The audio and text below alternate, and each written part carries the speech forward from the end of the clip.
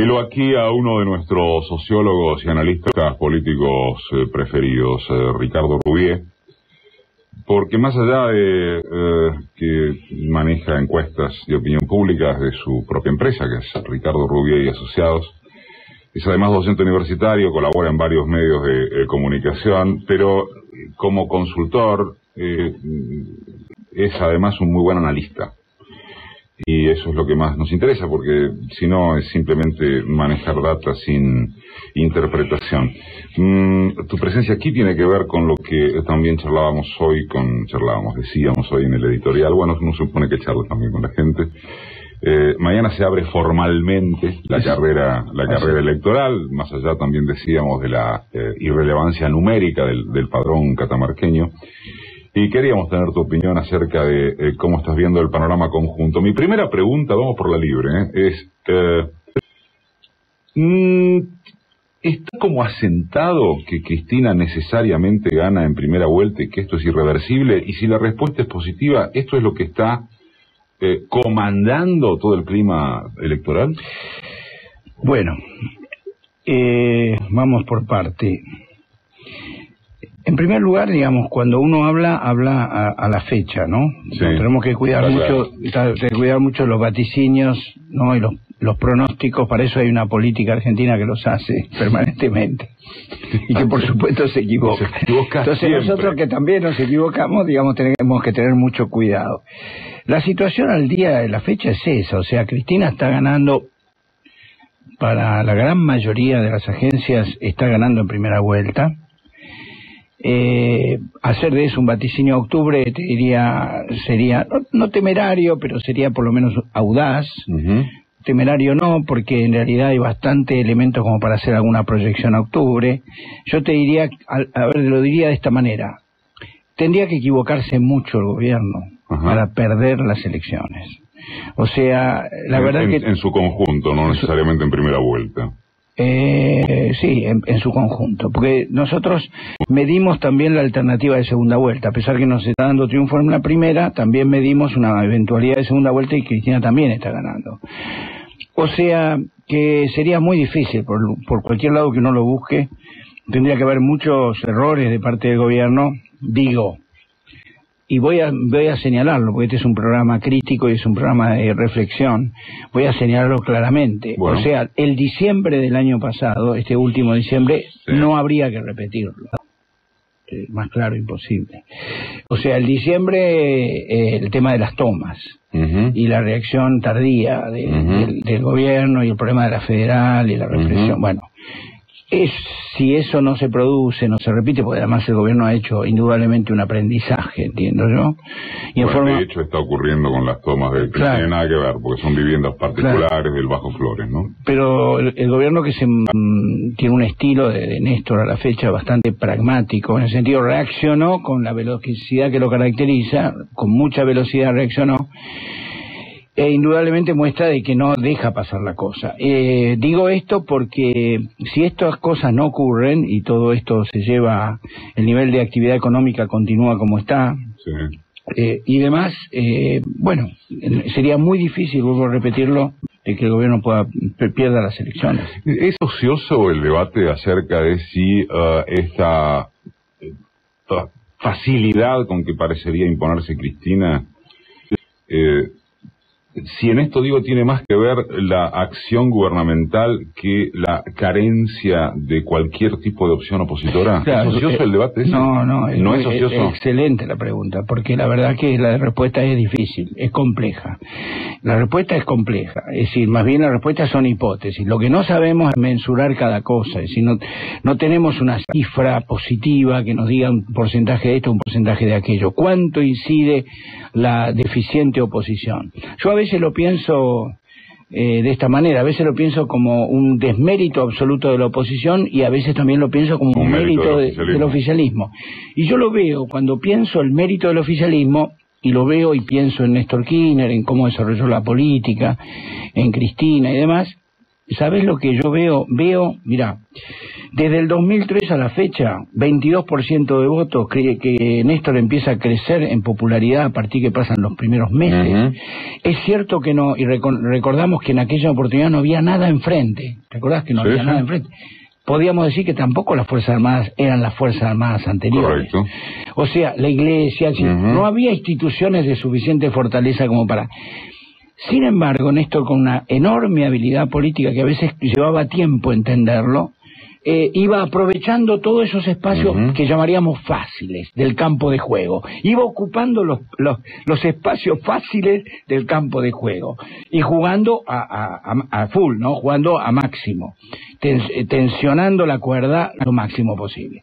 Entonces, yo lo que veo es que el oficialismo no deja resquicio. Vos recién lo mencionaste, y yo lo pensé cuando lo mencionaste. Vos dijiste el tema de los pasaportes, o el tema de la asignación universal. ¿Qué dijo la oposición? Y se preocuparon por las colas, o se preocuparon porque el primer día de los pasaportes se demoró un poco más. Bueno, eso muestra la debilidad. Eso muestra que el campo del oficialismo no ofrece resquicio. No hay dónde entrarle. Esta es la gran cuestión, y me parece que hay mucho de habilidad política que en un momento nos pareció, con Néstor Kirchner, a todos nos parecimos, los que pasamos por la facultad, por la universidad. Sí. Néstor también pasó por la universidad. Sí. Pero los que tenemos de la política una visión un poco más intelectual que Néstor Kirchner, todos lo veíamos a Néstor Kirchner como rústico. En cambio, en esa rusticidad había una inteligencia que funcionaba, y esa inteligencia es que iba cerrando caminos a la oposición, iba forzando la marcha y cerrándole caminos a la oposición, y en ese sentido sorprendía tanto a la oposición como a nosotros mismos. A nosotros también nos sorprendió. Y entonces digo, yo creo que hay un gran mérito. Cuando te referís a nosotros, te referís al campo intelectual, a los consultores en particular, no, a la gente a los del consultores, palo a los consultores, a todo lo que es el espacio de centro-izquierda, el peronismo de izquierda, que también nos sorprendió. Te digo un tema, el tema de derechos humanos, nosotros lo dábamos, no digo por cerrado, pero dábamos como que era difícil avanzar, que era complicado avanzar, porque pensábamos mucho más en la reacción de la derecha, pensábamos en una derecha mucho más fuerte y que era imposible avanzar sobre ese camino, y Néstor avanzó. Avanzaba por caminos que a nosotros nos parecía que no se podía avanzar. Tengo una última por ahora, estamos con Ricardo Rubié, claro. Cristina, por lo que se intuye, que finalmente la intuición es información acumulada, o por lo que vos podés prever como hipótesis, no importa, ¿es una izquierdización del kirchnerismo? Cristina. Sí. Yo me daría por muy satisfecho, Eduardo, por contestar qué es el kirchnerismo. La ontología del kirchnerismo. Vos me haces una pregunta todavía mucho más complicada, me llevas mucho más allá. A mí me gustaría todavía entender el kirchnerismo en relación al peronismo, y vos no des por resuelta esta discusión. No doy por resuelto qué es el kirchnerismo. Porque lo interesante, vos me preguntaste por cómo iba en términos de opinión pública, las encuestas, lo interesante, y es un tema para justamente porque a vos te interesa mucho, son los procesos políticos que van conjuntamente con eso. Que hay muchos procesos políticos que no se ven tan en la superficie y que tienen que ver con esta compleja relación entre el kirchnerismo y el peronismo. Por ejemplo, la juventud, ya que estamos hablando. La juventud y la relación del kirchnerismo con todo el peronismo burocrático, con los gobernadores, con los intendentes. Sí. Es una relación compleja. Que de hecho ayer no estuvo en Huracán. Estuvo Giroja. Sí, ¿no? Pero no estuvo el PJ aportando todo su cuadro. No quiero olvidarme porque habló. Pero no es el PJ al que uno se refiere. Exactamente. Ayer pareció un acto menos del PJ y más de los transversales. Sí. Pero digo, eso que estamos hablando, esa relación con el PJ que está sosteniendo, que es el soporte. Es el soporte, ¿no? Ahora que vemos tanto de escenas terribles de Japón y vemos cómo estructuras de soporte se destruían.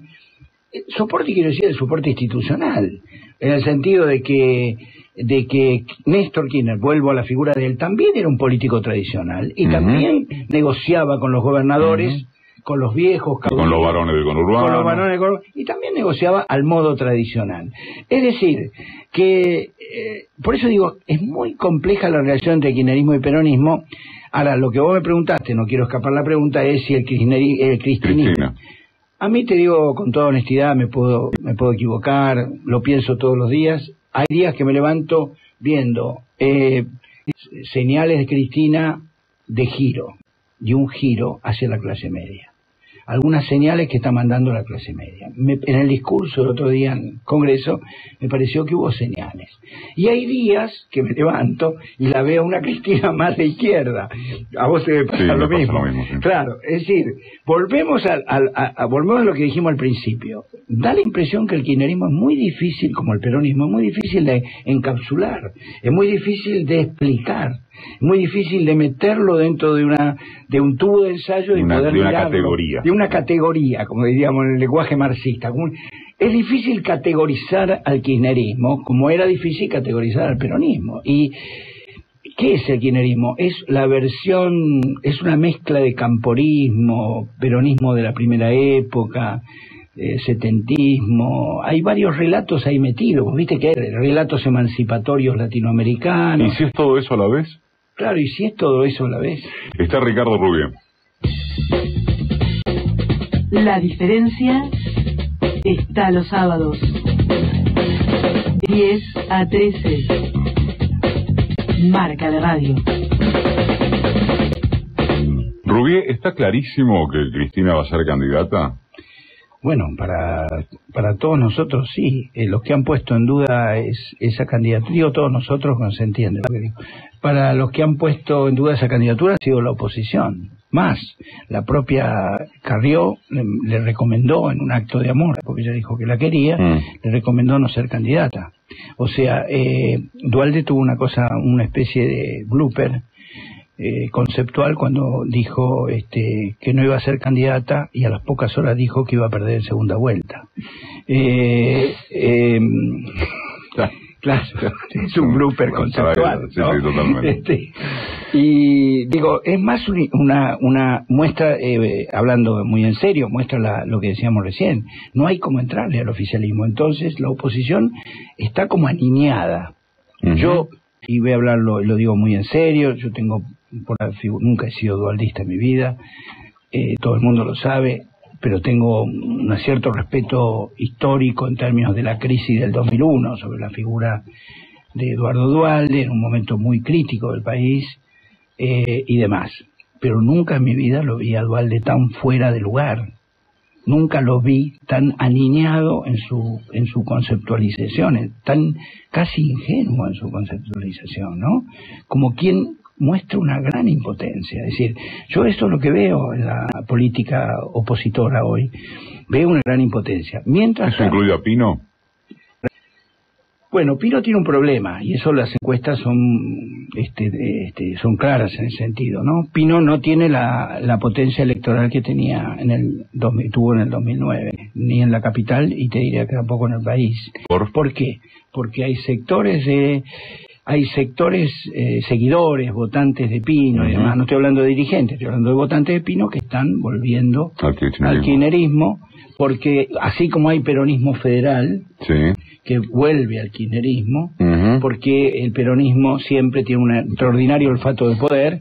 Es decir, y no puede funcionar con varios jefes tampoco el peronismo. Yo me reúno muchas veces con figuras políticas, intendentes y demás de la provincia de Buenos Aires, y hablamos del tema, y en su distrito por ahí hay peronismo, hay sectores del peronismo federal, y lo que me cuentan es que están volviendo. Me cuentan que están negociando con el kirchnerismo, con el Frente para la Victoria, para encontrar algún lugar en las listas, para mantener... ¿Y con gente de Pino militante está pasando lo mismo? Con gente de Pino está pasando lo mismo, está perdiendo votos Pino. Igual, de todas maneras, Pino iba a ser una candidatura testimonial. Sí, obvio. Y va a seguir siendo una candidatura testimonial. No parece que fuera a entrar hoy, con los números que tiene, no parece que fuera a jugar, no va a estar probablemente, obviamente, en un eventual balotaje.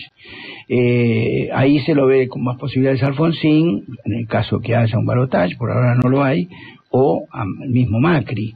La combinación Macri-peronismo federal parecería que electoralmente lo más conveniente para el Macri, para la derecha. Para la derecha.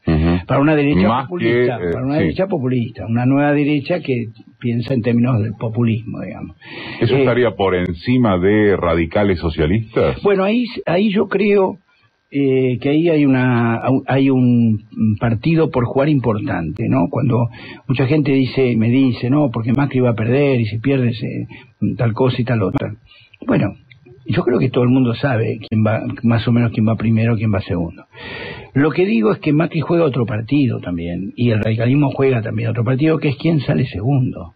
Porque si Macri le llega a ganar, entra segundo, aunque muy lejos de Cristina, pero les gana al radicalismo con una candidatura, supongamos, de Alfonsín, es un problema para el radicalismo bastante importante.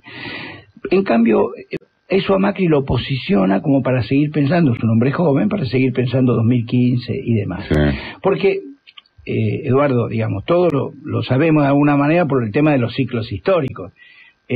Aquellos que hoy en la oposición piensan como inevitable, y no lo dicen públicamente, pero lo piensan como inevitable el triunfo del gobierno, del oficialismo en las elecciones, también piensa, bueno, un segundo periodo de Cristina, y piensa en la decadencia. Sí. ¿No? Porque además ya serían 3 periodos. Claro, y además el problema que tiene el kirchnerismo, que tiene que construir una figura de un heredero para el 2015, etcétera, etcétera, que ayer Cristina lo planteó muy bien, muy bien. ¿En Huracán? Muy bien. En Huracán, en un momento del discurso, cuando uno dice muy bien es porque piensa como uno. Y yo, inclusive a la persona que estaba al lado mío, le dije, me está copiando, mirá qué vanidoso que sos.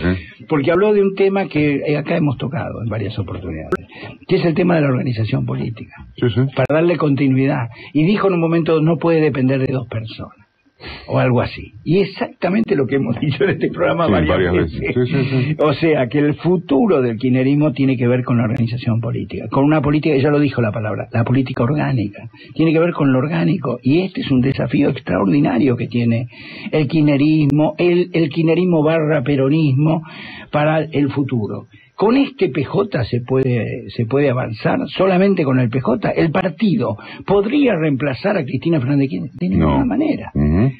¿No? Pensemos en Inglaterra, o pensemos en Francia, o pensemos en países donde todavía los partidos políticos tienen alguna entidad.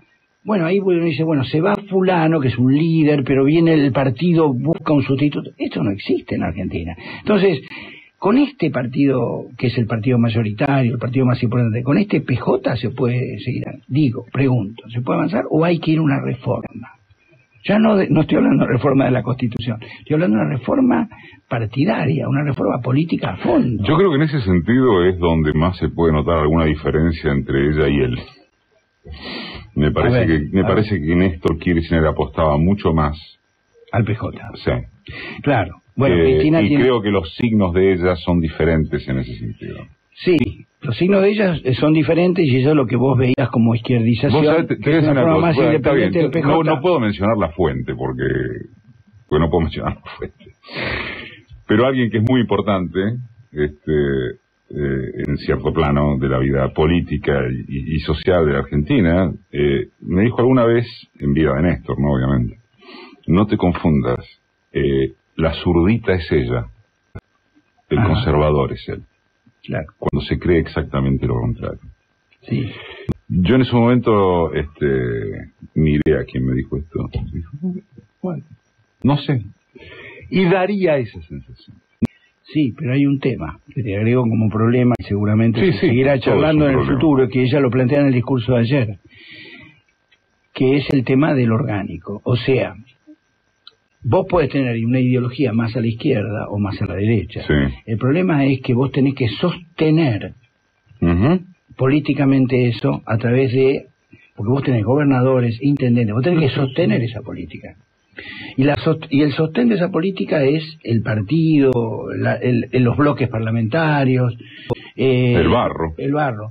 Que hasta ahora se ha mantenido, digamos, detrás del poder, alineado detrás del poder. El peronismo hoy, el peronismo orgánico, el peronismo institucional, o el gobernador, están todos detrás del poder, ¿no? Vamos a ser muy crudamente sinceros. Nadie puede imaginar que todos los gobernadores piensan igual que Cristina o que Néstor. Es la verdad. No lo podemos pensar tan ingenuamente. De ninguna manera, ¿no? No podemos pensar tan ingenuamente. Néstor y Cristina, y Néstor en su primer gobierno, han sido vanguardia, ¿no? Vanguardia de ellos y de nosotros también, de carta abierta. Carta Abierta no fue vanguardia, la vanguardia fue Néstor y Cristina, es la verdad. Matrimonio igualitario, asignación universal había sido planteado en un primer momento, el gobierno lo dejó de lado y después lo tomó. Asignación habría que sacarlo como ejemplo, pero hubo muchos ejemplos, estatización de FJP, muchos ejemplos en los cuales ellos se manifestaron siempre adelante. Entonces el tema es que ella, Cristina, puede estar un poco más a la izquierda. Ahora, mi preocupación es cómo sostener eso, que ella lo plantea en el discurso de ayer. La necesidad de futuro, y eso por eso habla de los jóvenes, apuesta a los jóvenes y demás, la necesidad de futuro y de un futuro más orgánico, que no dependa de un pequeño grupo de personas. Pasó Ricardo Rubies, gracias. No. Te vas a Carta Abierta, justamente. Sí, me voy a Carta Abierta. Gracias. Gracias, Ricardo, sociólogo y analista político, estuvo en Marca de Radio.